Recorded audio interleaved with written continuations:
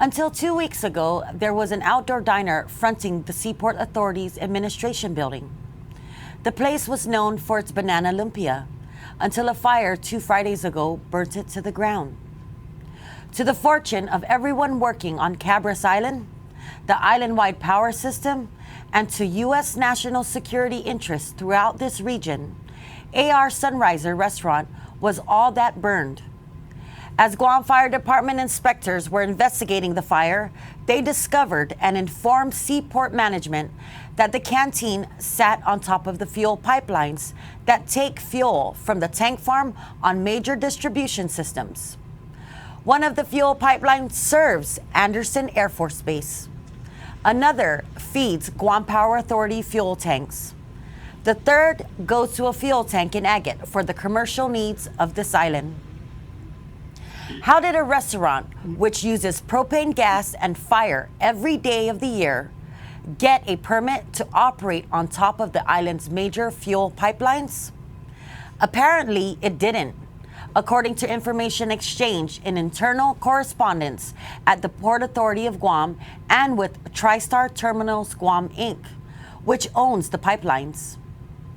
Why was the building even allowed to be erected with a full-service kitchen on top of a fuel pipeline, and why didn't our fuel manager express any concern? Port General Manager Roy Respicio wrote to TriStar official John McFadji following Respicio's discovery of the pipeline situation. Mr. Respicio was not the Seaport leader when the canteen was first allowed to operate on the Seaport's campus. Quote, "This could have been devastating," his email to Ekfaji continued. "If the fuel line caught fire, I am deeply concerned. We will not allow for this kind of nonsense to continue," end quote. TriStar's general manager, KK Vikraman, responded for the company, telling Mr. Respicio that his predecessor, Senator Joanne Brown, allowed the canteen to operate with an illegal encroachment because of its famous banana lumpia. Quote, "When we raised this issue with the earlier management of relocating this canteen, we were told no," Mr. Vikraman wrote to the general manager. "We were under the impression that will be relocated during port expansion, since parking area was supposed to occupy that area as per the initial master plan. I am sorry to mention that even one of the excuses mentioned by the person earlier to you was that, quote, that canteen's lumpia is so famous, even the judges from the court is their customer. We even asked for the DPW permit or any documents to show that the building was legally constructed." Later, another port official admitted that was a makeshift cafeteria and later they encroached over the pipeline area, end quote.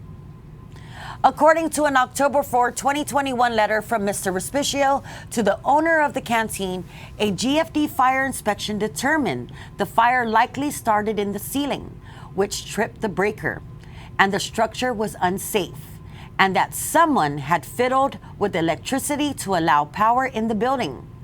GFD determined the building was unsafe and hazardous and instructed the Port Authority to inform the restaurant owner to disconnect the electrical lines immediately. Quote, "As of this letter, there has been no permit filed with the port that allows you to continue your operation," end quote, Mr. Respicio wrote. The letter served as a formal notification that the restaurant's month-to-month lease with the Port Authority will terminate effective November 1st and will not be renewed. Mr. Respicio explained to the owner what Mr. Vikraman had informed the Port Authority, which included TriStar's request to Ms. Brown to have the canteen relocated away from the fuel lines. Quote, "They told us that former port management denied their request, citing that you make delicious banana lumpia. While it is true that you make delicious banana lumpia, there is no reason to justify allowing a full-service kitchen to operate on top of fuel lines. We can only imagine the tremendous loss of life and property that would have occurred had these fuel lines caught fire and combusted. Indeed, Cabras Island often is referred to as the linchpin of the military buildup. its operations so critical to national security that any slowdown in its operations will have devastating effects on the ongoing construction and movement of equipment and supplies. This is not to mention the catastrophic effect a temporary seaport closure resulting from an explosion will have on day-to-day commerce for the civilian population. Guam residents and military servicemen and women experienced the real-life terror of a closed seaport for weeks following December 8, 2002, when the island's fuel supply went up in flames, closing Cabras Island in the wake of Super Typhoon Pongsona. Within a week, the island's gas stations, which had to ration its supply, ran out of fuel. Potable water had to be pulled in by barge from the CNMI.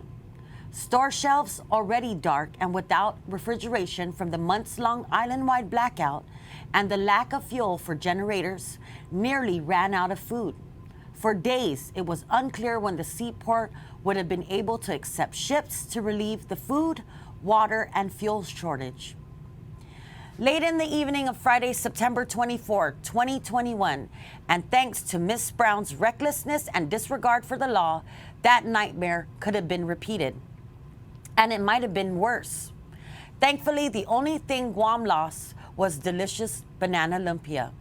We hope the canteen is able to recover and reopen, just not on top of the fuel lines.